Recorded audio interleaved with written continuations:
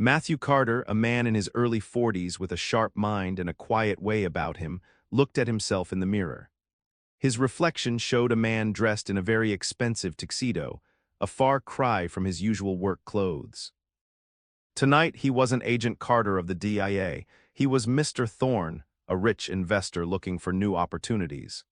His mission was to sneak into a grand charity party. The DEA believed this fancy event was just a clever front, a fake business set up by the notorious Rojas cartel to clean their dirty drug money. He adjusted his bow tie, the silk feeling smooth under his fingers. Matthew had studied every detail about the Rojas cartel, known for their brutal ways but also for their surprising cleverness. They often used elegant fronts to hide their dark dealings. This gala, held in a grand old mansion overlooking the city, seemed like their latest trick. The invitation, slipped to a DEA informant, hinted at huge sums of money changing hands, disguised as donations. Matthew expected to find ledgers, whispered deals, maybe even a hidden room full of cash. He picked up a small, sleek phone, not his usual sturdy work device, and slipped it into an inside pocket. A tiny earpiece, almost invisible, was already in place. His team would be listening, ready to act if he gave the signal. Matthew took a deep breath, letting the cool air fill his lungs.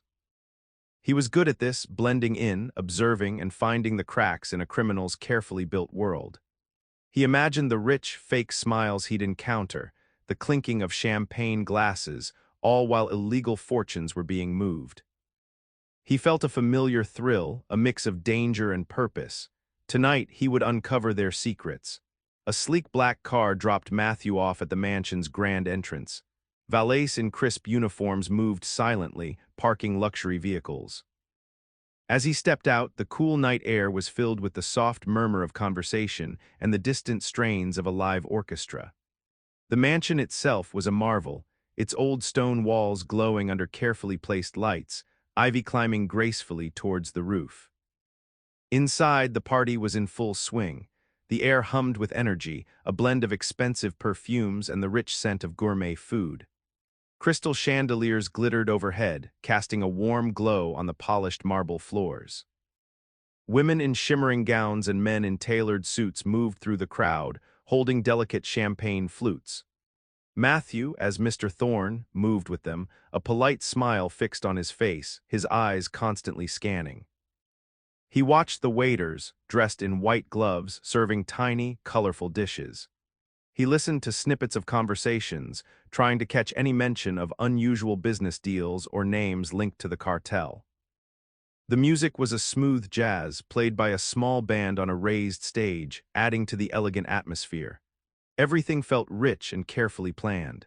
Matthew noticed the artwork on the walls, classic paintings and modern sculptures, all looking very valuable.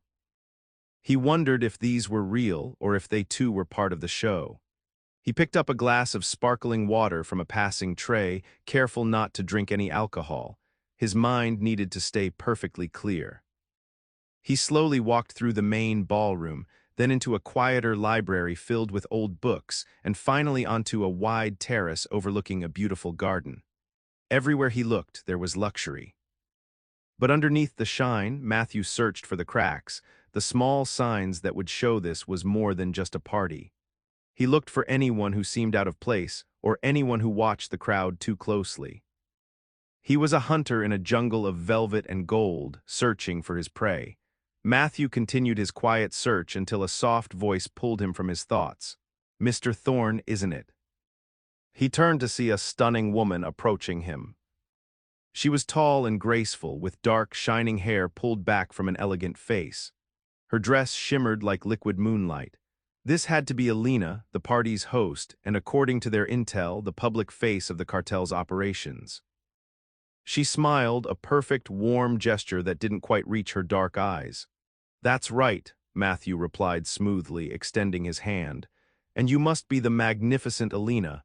This is a truly spectacular event." Alina's hand was cool and firm as she shook his. "Thank you, Mr. Thorne. We're so pleased you could join us. I hear you have a keen eye for unique investments." Her gaze lingered on him a moment longer than polite, a subtle probe Matthew registered immediately. He kept his own expression open and friendly, a practiced mask. He made small talk, praising the music and the artwork, acting exactly like the wealthy investor he pretended to be. Indeed, I'm always on the lookout for ventures that promise both growth and, shall we say, a certain adventure. He offered a charming smile, trying to gauge her reaction. Elena chuckled softly, a low, melodic sound. She introduced him to a few other important-looking guests, a senator, a famous artist, and a stern-faced businessman. Matthew shook hands, exchanged pleasantries, and filed away every name and every face. He noticed how Elena moved through the room, always at the center, always in control. There was a quiet authority about her, a way she commanded attention without needing to raise her voice. It was clear she wasn't just a pretty face. She was the spider at the center of this very beautiful web. He needed to keep her talking, to find a crack in her perfect facade. As Matthew continued to mingle, the polished veneer of the gala began to show tiny, unsettling cracks. It wasn't just Elena's sharp eyes, it was the way other people acted. He noticed several men, dressed in tuxedos like everyone else, but they moved with a different kind of purpose. They weren't chatting or laughing, they were watching. Their gazes swept over the crowd, lingering on certain individuals, including Matthew himself. They looked like guards, not guests. Then there were the small details. A waiter bumped into a guest, and the guest, instead of getting upset, gave a quick, knowing nod to the waiter. It was too fast, too controlled. Later, Matthew saw a man speaking into his cufflink, a quick, hushed word before rejoining a conversation with a loud, fake laugh. These weren't the usual behaviors of rich party-goers. He drifted near a group discussing a business deal, hoping to catch some financial jargon that would hint at money laundering.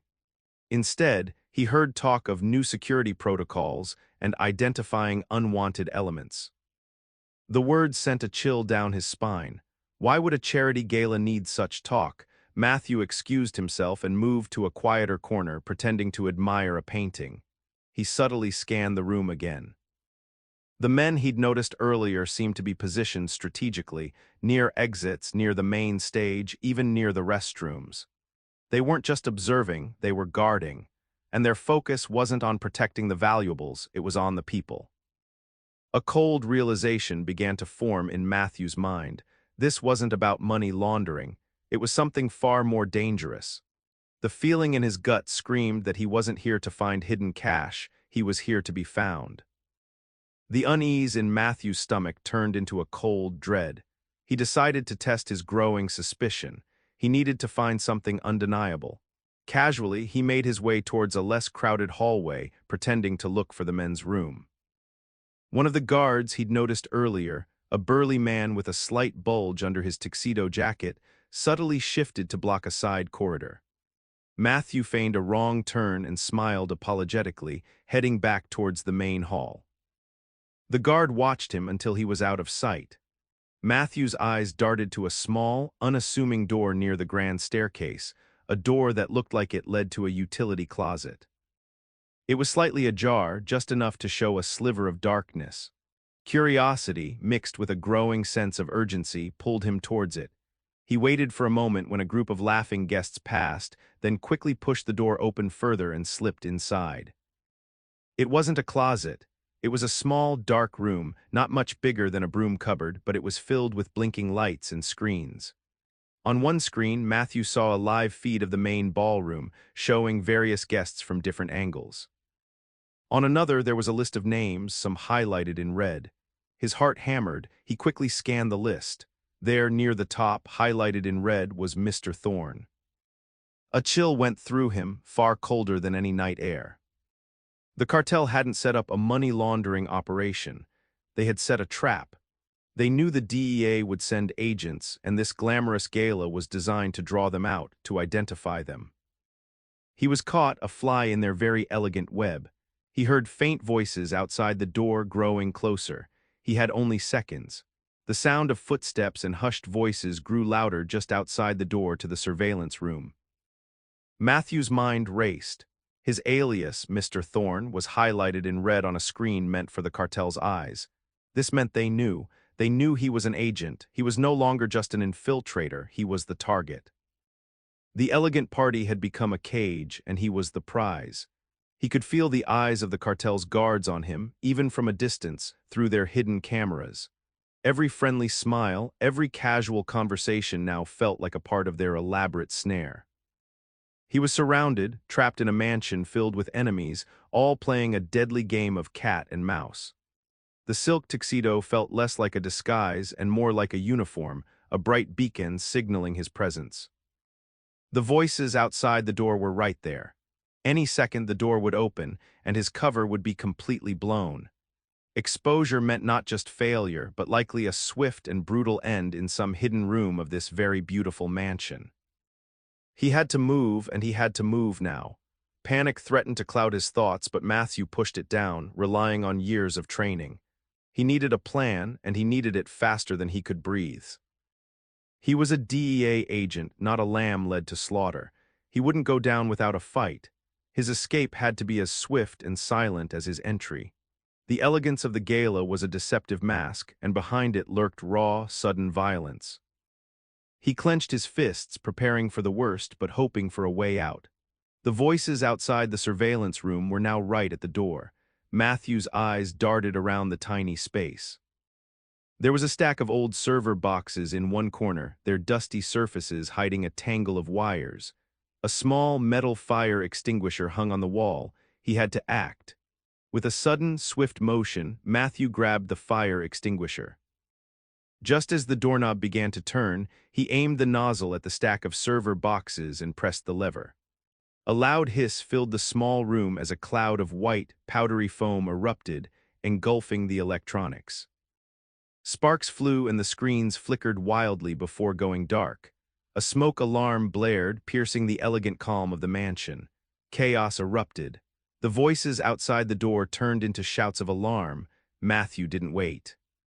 He kicked open the door, using the sudden blast of sound and the sight of smoke billowing from the room as his cover.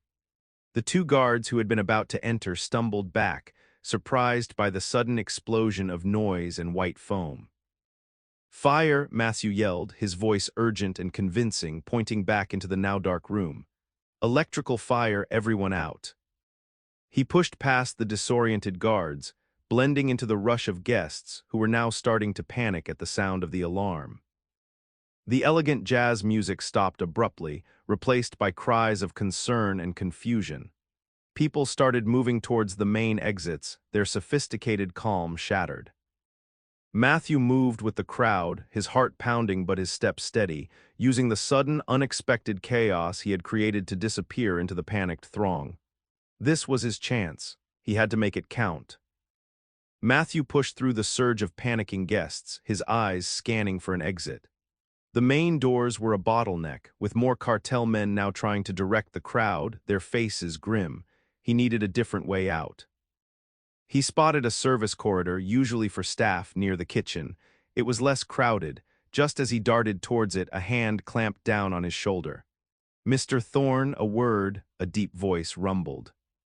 It was one of the burly guards he'd seen earlier, his face now devoid of any polite pretense. Another guard moved to block his path. Matthew didn't hesitate. He spun, using the guard's own momentum against him, twisting free. His hand shot out, a swift practice strike to the man's neck, just below the ear. The guard gasped, eyes wide, and slumped against a wall, momentarily stunned. Before the second guard could react, Matthew delivered a quick, sharp kick to his knee. The man cried out, his leg buckling. "Stay down," Matthew hissed, his voice low and dangerous, a stark contrast to the elegant party noise. He couldn't afford a full-blown fight. It would expose him to everyone. He had to be quick, quiet, and make it look like an accident if possible. He darted into the service corridor. The corridor was narrow and dimly lit, filled with carts of dirty dishes and stacks of linens. He heard shouts behind him, the guards recovering.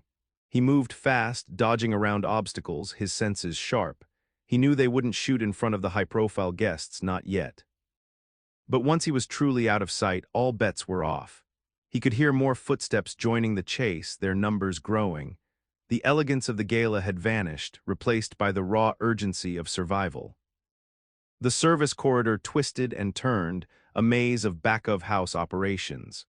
Matthew could hear the guards getting closer, their heavy footsteps echoing. He knew these old mansions often had multiple exits for staff or deliveries.